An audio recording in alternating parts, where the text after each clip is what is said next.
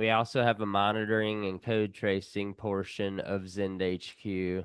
It has built-in rules for errors, slow execution, and they can be specific. So, like a slow request execution, slow function execution, slow database query execution, high resource utilization, like memory, custom events, job queue monitoring events, and you can configure these for your thresholds. So your execution might be different than someone else's slow execution.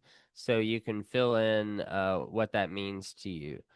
Same with memory usage. You can tell it how many kilobytes will, sorry, how many um, how many bytes might trigger this memory utilization event. Each of these events have a configurable callback. So that's a good way to integrate with other systems. And also, you can build in notifications. So the callback is just a URL, an endpoint that you're in control of. You can build it in any language. It could be PHP, it could be Python, it could be Node, Ruby, whatever. Anytime that event is triggered, it'll call that callback and post all the information relevant to that event.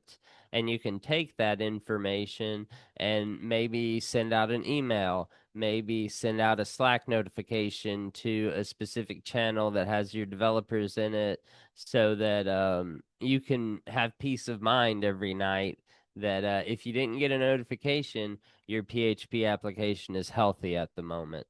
Each of these events is searchable and provide a deep dive into the event.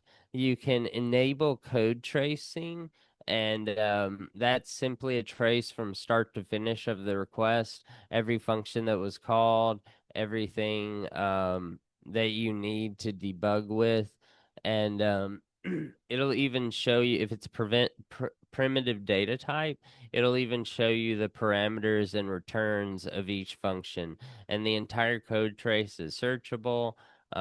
It's a really great tool to help um, tune your performance and all that good stuff.